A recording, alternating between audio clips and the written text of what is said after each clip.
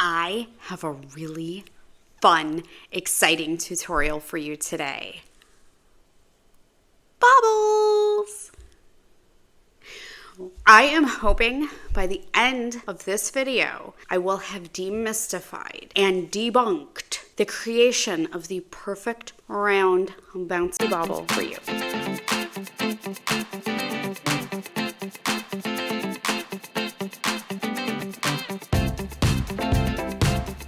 Hey guys, this is Katie here. I am the Katie behind Katie DeGroff Knits and all of the videos and podcasts on this channel. This is my little corner of the YouTubeverse where I get to share all things yarn and knitting related. Let's get to debunking baubles. Baubles can be a fantastic asset as a design element to just about any project, from socks to sweaters to shawls to literally anything. We don't want to deal with holes. We don't want to deal with them sinking to the back of our work randomly whenever they feel like it. We don't want to deal with these things. We want to create a nice round button of extra stitches on the top of our work. I have taken it upon myself to create a way that regardless of what yarn weight you use, it's always going to look the same. What do you call these? Do you call them bobbles or do you call them baubles? I put a poll up on my Instagram and I asked people, what do you call these? What do you prefer to call them? What do you see them called that way the most in patterns? And because I have personally seen them included in both spellings. So I want to throw that up there. They are the same thing. In case you see them with a different spelling, know that this is what we are talking about. I have 3 yarn weights and 3 swatches for you too, so you're not just going to see this one. This is a little bit of a lengthier video because I am going to begin by going over the anatomy of a bobble, what makes a bobble, and the common everyday way of knitting a bobble back and forth, turning your work, why that creates holes. I'm going to show you that. Then I'm going to get into actually how I work my bobbles and show you my swatches, all in different weights of yarn with different needle sizes, so you can see that they all look the same. Then I'll get into creating it and then my tips and tricks for how I keep everything straight when I am working them. I have included time-stamped chapters down below in your little progress bar so you can jump ahead. I do encourage you to save this video for the next time that you're going to work bobbles. Pull it up, jump to the instructions, and you'll be good to go. To get started, I am going to flip you around and I'm going to talk about the anatomy of a traditional bobble and why we get holes. Okay, we are back now and I'm going to show you when you work a traditional bobble, you typically take your main stitch, you will typically knit front, back, front to create 3 stitches.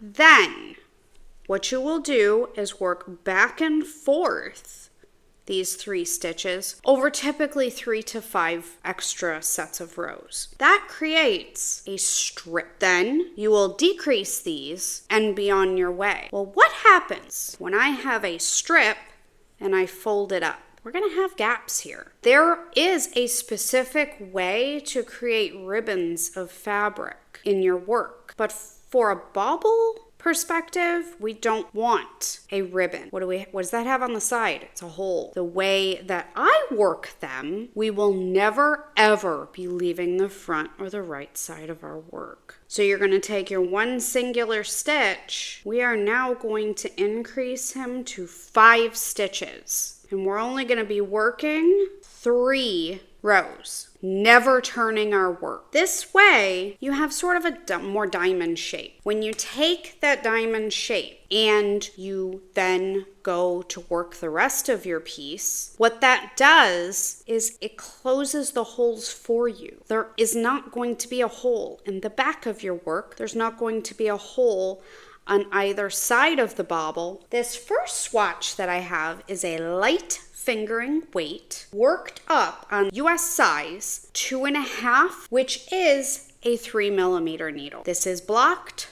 There are 5 stitches in between each bobble and on the edges. They are all round, bouncy, no holes. I can't expose a hole anywhere, even on the back, and I did nothing to these. So this is my perfected bobble worked up on light fingering. Next, I have a worsted weight worked up on US size 6 needles, which is the equivalent of 4mm. Same thing, it's blocked. They're all round and bouncy and no holes. Our final swatch is on bulky weight worked on a US size 9 needle, which is the equivalent of 5.5mm. Now these obviously look much bigger because this is bulky weight yarn and it's worked up on a much larger needle, but you can see they're all the same. They're all beautifully round, no holes, none whatsoever. You can see regardless of what weight yarn you use or needle, they're all gonna look the same. Sometimes we have design elements that are worked up on a small needle and they don't look the same on a large needle. So that's why I wanted to show you these. We're going to put these aside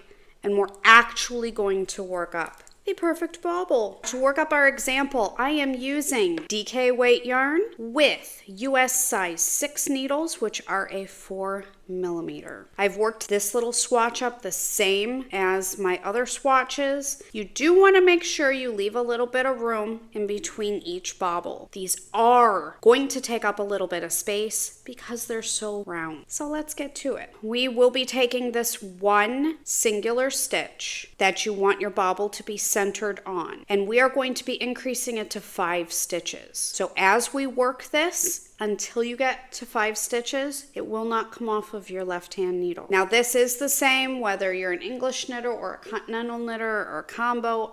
This is going to be worked up the same way. You're going to take your right hand needle, insert him into this stitch that you want your bobble centered on, pick up your yarn as if to knit, leave it on. Never 5 stitches yet. You're going to bring your working yarn around to the front and wrap around to create another new stitch. Then we're going to knit through the back loop of our centered stitch, bring our working yarn around again, wrap him for another stitch. Then you're going to knit through the front loop of the original stitch. We have 1, 2, 3, 4, 5 stitches. Now he can come off. Okay, you can double check before you continue on. Our next step, we're going to take these and we're going to slide them back to our left hand needle. Remember, we are never turning our work. We will be working on the right side of our work the whole time. So we're going to take our new stitches, slide them back. We are going to knit them. We knit 5 through the front loop.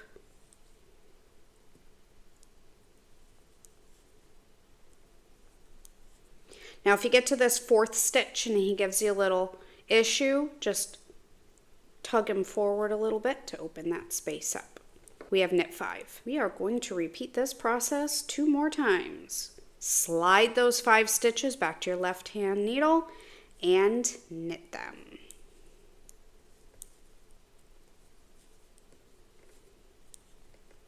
Now we're going to do one more time. Slide those 5 stitches back and knit them. Now after you've knit them for this 3rd time, they stay on your right hand needle. We need to decrease now, and be sure to stick around because next I'm going to show you some tips and tricks how I keep track of how many times I slide, what can happen, how easy they are to rip out, all the good stuff. Now we need to decrease these. We need to get back to our original single stitch. This stitch on the end here is the one you're going to be left with in the end when you're all finished. So this 2nd stitch is going to be slid up over that 1st stitch and off. Then this next stitch, up, over, and off. Next one, up, over, and off, and then up, over, and off.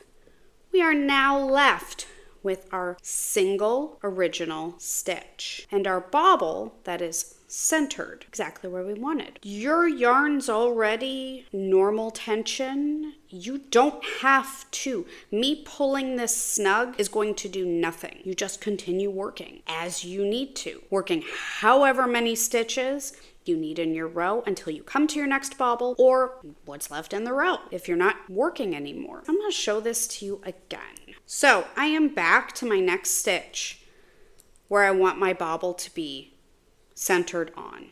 So I'm going to insert my right needle, knit one, do not take them off, bring my working yarn around, wrap it to create one more stitch, knit through the back loop, bring my working yarn up around again, wrap it to create my fourth stitch, then knit through the front of that loop.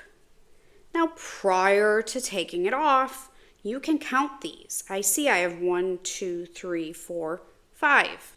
That's my green light to take them off. Several things can happen when you slide it back to your left-hand needle. You don't completely pull all of your stitches back.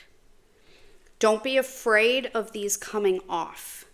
You want to bunch these stitches up here. Give yourself some relief here. Give yourself some stretch to work and to actually get these over.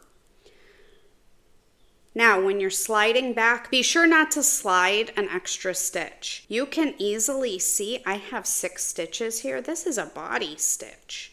He's not part of my bobble, so we can get rid of him so we don't accidentally work an extra stitch in there. What if, I just dropped one.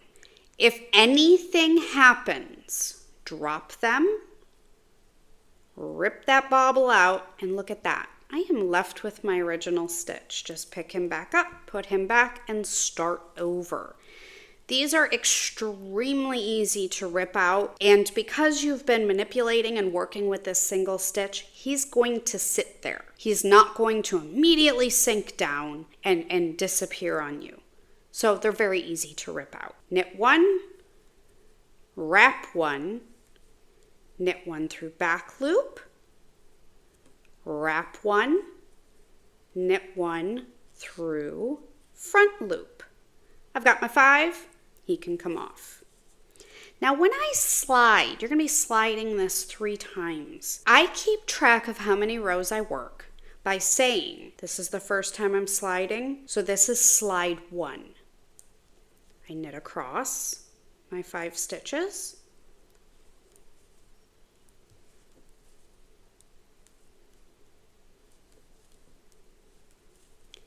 Now, when I slide for the second time, this is slide 2. Now I'm gonna knit across my 5 stitches. Slide 3. Gonna knit across my 5 stitches. Now when I get to slide 3 and I've knit for the 3rd time, they don't go back, they don't slide again. Now we're ready to decrease. So again, this stitch on the very end of your needles, your very last stitch knit, that's what's going to be left. We're going to begin by taking the stitch right next to him, or the second stitch in, bringing him up, over, and off. Then our new second stitch in, up, over, and off, and so on until you have decreased back to your one singular stitch. You don't need to tug or pull. There's nothing that yanking on my yarn is going to do. So he is how he is. Then you just work on until you hit your next one. I'm going to do 5 stitches in between, and you can see my bobbles, nice, round, uniform. They're pronounced from my work. Okay, we're going to work this just at normal speed. Knit one, wrap one, knit one through back loop, wrap one, knit one through front loop. I have my 5 stitches, they come off. Slide one, knit across.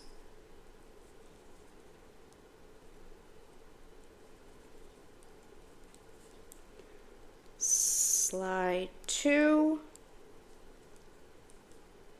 knit across, slide 3, knit across. Now I'm going to decrease. All of these are going to be pulled up and over one at a time over that very last stitch worked. And there we go. Now I'm just going to work the rest of the row, and I'm going to show you what it looks like when you get to it on the back side. Okay, so here's our wrong side, and I've come up to a bobble. I just work it as I need to. I do recommend working these over a stockinette background. So for me, I'm knitting my swatches flat, so my wrong side will be purls. If you are knitting in the round, they'll just be knit all rows, because that will show off your nice bouncy bobble the best. I just purled my bobble stitch, and now I purled the stitches next to it. I'm just gonna go across the row. I am doing nothing special. When you do come to those bobble stitches, they can be a little chunkier because there's a lot of stitch here. You can see from the front of my work, they are all nice and pronounced. They are all uniform. They will all stick out the same. And if you look on the back side, there's no holes for them to come through. There's nothing. You see where they all are, and that's it. I do recommend making sure that before working another bobble row, that if you're knitting flat, you're going to work a knit all and then purl all row. If you're knitting in the round, I would recommend working 2 knit all rows in between each bobble row, because these do take up some space. You're going to need some space in between these. Even if you off-center them, and like my next bobble row, they would be in the middle, and then after that, they would be back where they are. You still need some space. You don't want bobbles on top of each other unless you want a cluster. They'll get lost in each other. Now you've seen how I work my perfect little bouncy bobbles. I want to thank you for joining me in demystifying the creation of the perfect bobble. I really hope that you were able to take away something from this video, and maybe it got you out of your comfort zone a little bit if you've been nervous to try them, or you're nervous about making sure that they all look the same and they all look good. If you have any tips or tricks or anything to add, please feel free to drop a comment and let us all know, because we are all always learning together. The thing we used to do, and we used to create a strip, like I had showed you in the beginning, of fabric to make a bobble and then close up all the sides. That was a thing of the past. This is the thing of the present. We have evolved the process and made it better. Don't forget to subscribe. Hit the little notification bell. You will get notified when I post a new video. And be sure, in the meantime, go check out my video on how I try to avoid pooling, my little tips and tricks. Subscribe, don't forget. Until next time, happy bobble making!